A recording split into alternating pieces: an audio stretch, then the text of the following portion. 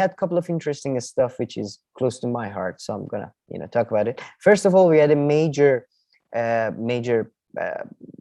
political news in terms of UK, which was the cabinet reshuffle, which happened just today. And it was quite brutal cabinet reshuffle. And I'm going to give a bit of my own take at the end. But what you had with the cabinet reshuffle, you had major figures like Gavin Williamson, who've been criticized a lot during the pandemic, the education minister. He got demoted or pretty much fired to the backbenchers. You had Dominic Raab, foreign secretary, demoted to a lower sort of profile job.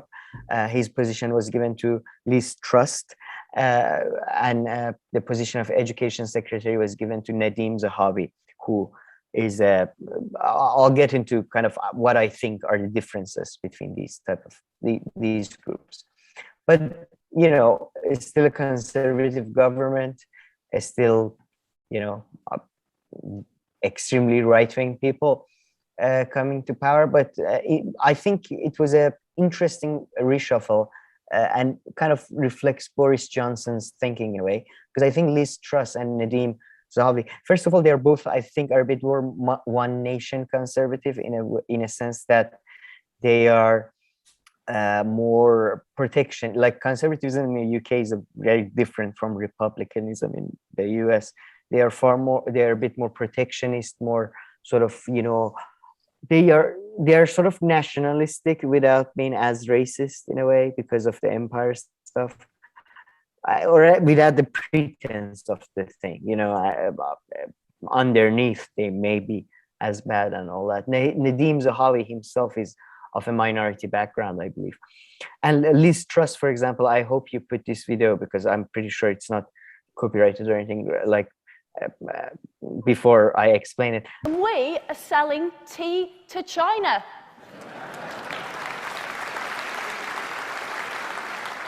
Yorkshire tea. When it comes to British food and drink, we have never had it so good.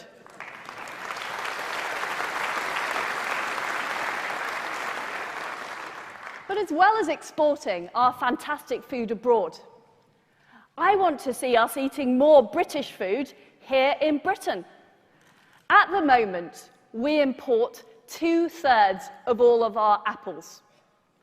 We import 9/10 of all of our pears. We import 2/3 of our cheese. That is a disgrace.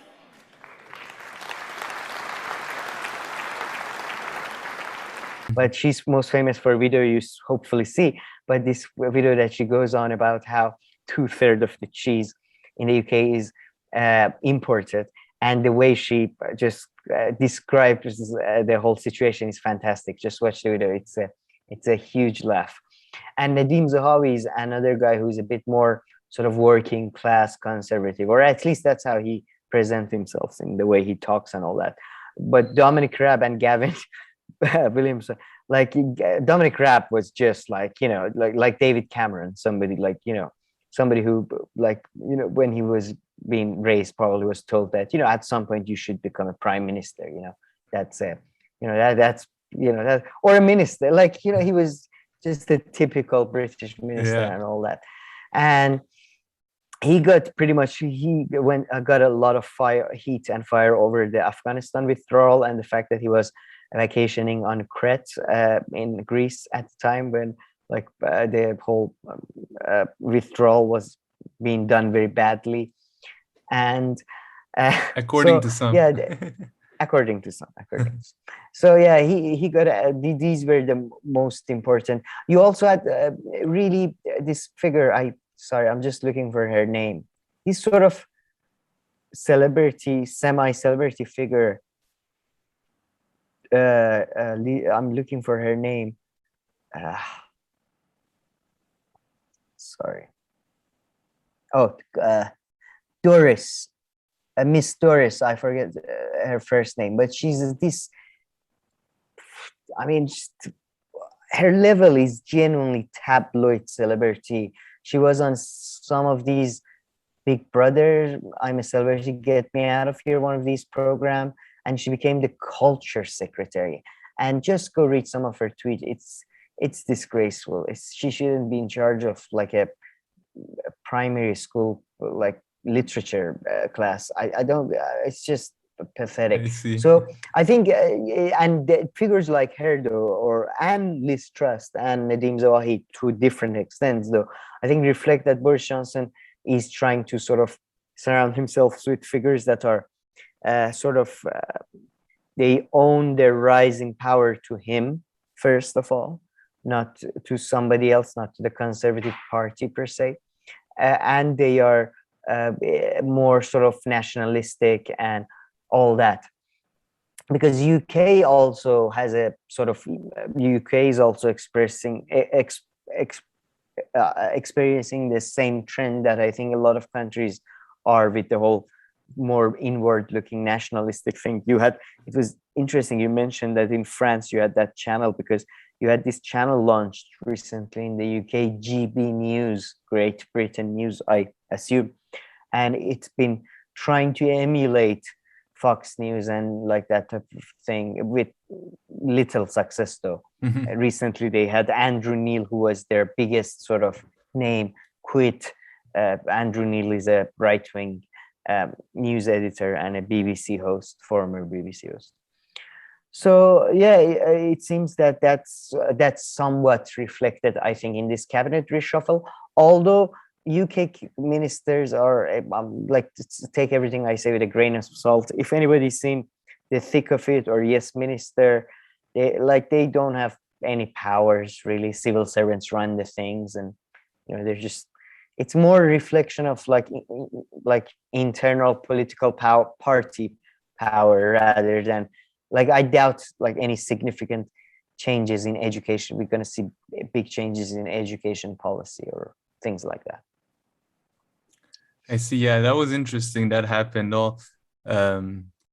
saw that happen between yesterday and today. Anything else to say about Johnson in general, like his position? I heard that he's a bit less popular now, but maybe it has to do with the COVID situation and the kind of like, reopening and closing and all this. But I guess since we've mentioned this a bunch of time, given that labor is so weak, I mean, for now, he really doesn't have much to worry about anyway.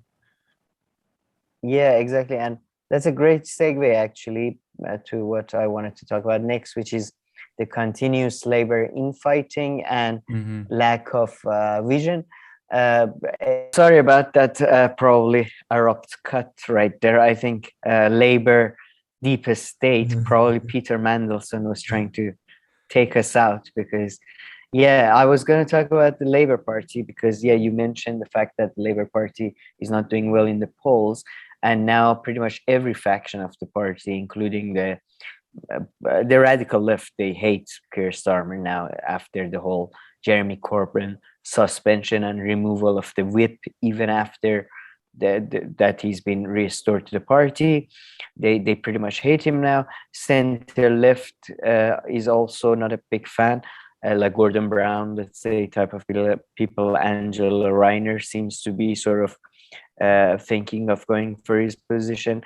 At the same time, you have sort of even Blairites and stuff.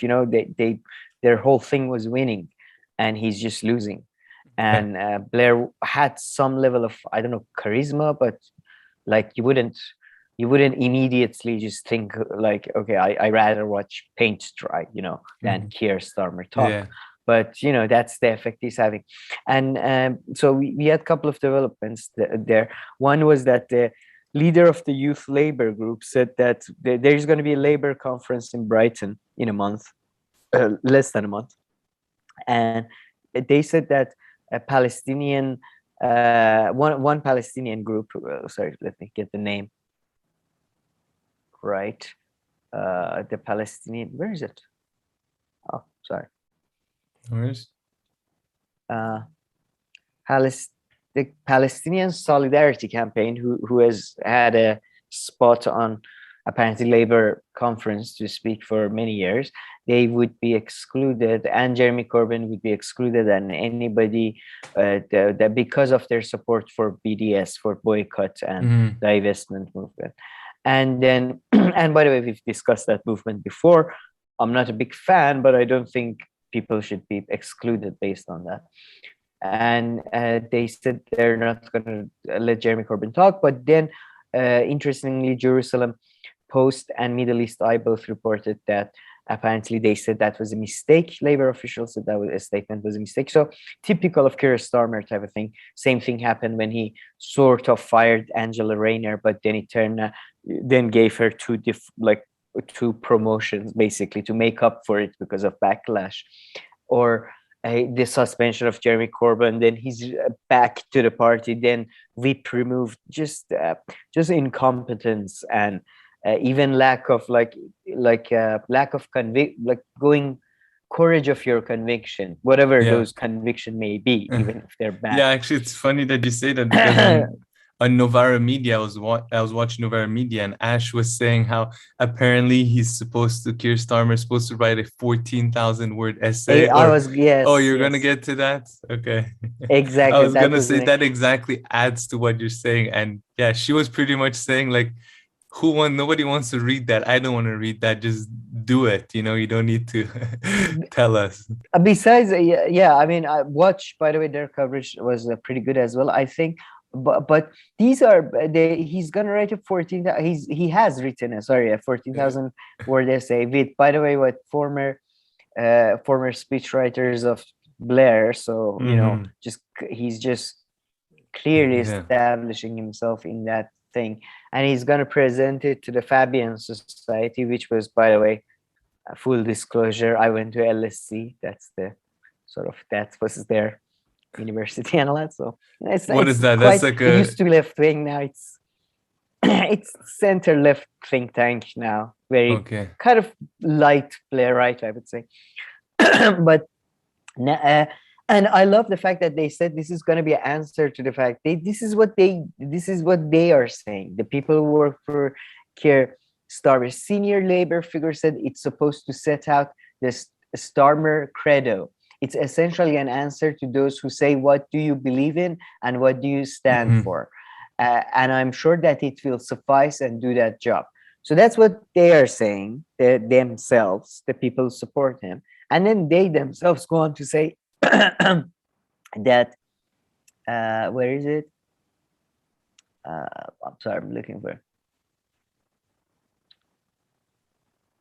The essay is not expected to include any new Labour policy announcements, but simply mirror the sentiment of his conference speech, with a source telling the Sunday Times it will be an intellectual version of the flagship address. So it's a nothing. Yeah, we're gonna set out a vision, but we're not gonna tell you about it. Yeah, it's gonna be a very interesting 14,000 word goddamn essay. How much longer do you think Keir Starmer is gonna last? I mean, he just lost a round of elections, so he won barely, and he tried, but I don't know. I think I'm not sure if he's gonna last till the next election, because he's just so bad. Even the rights, Blairites, they're like, Jesus Christ, like, do something.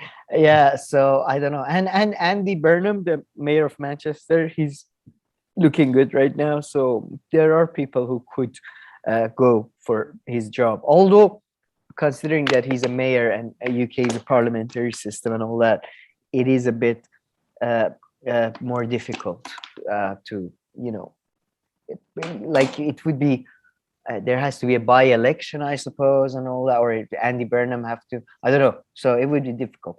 But I don't know. He's just so terrible. He's just so goddamn terrible that, and I add, it's just something, Lisa Nandy, who was a sort of, she's seen as sort of Blairite as well, although maybe not quite that Blairite.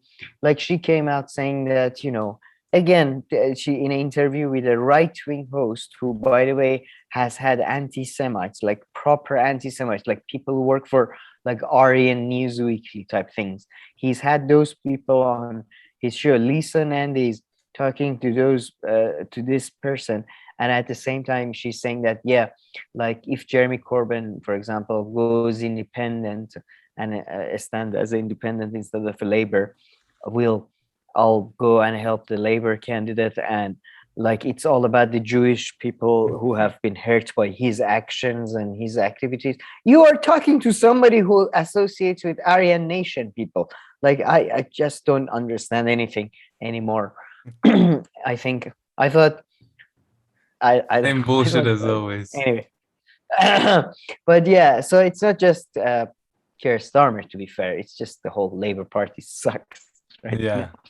So yeah, yeah. At the moment, I mean, they haven't You been know, in power for a while now. They've, well, yes, they haven't been for many years. In yeah, 2008, 9, was it when Cameron coalition yeah, 2009, I think. So yeah, I mean, to be fair, like if you look at the UK and Japanese history, pretty much like it's been a one-party rule from World War II with like a 5-year gap with this like sort of a third way sort of Labour Party yeah. that tried to. The only reason they got elected was because they pretended to be right wing. So yeah, it's just like yeah.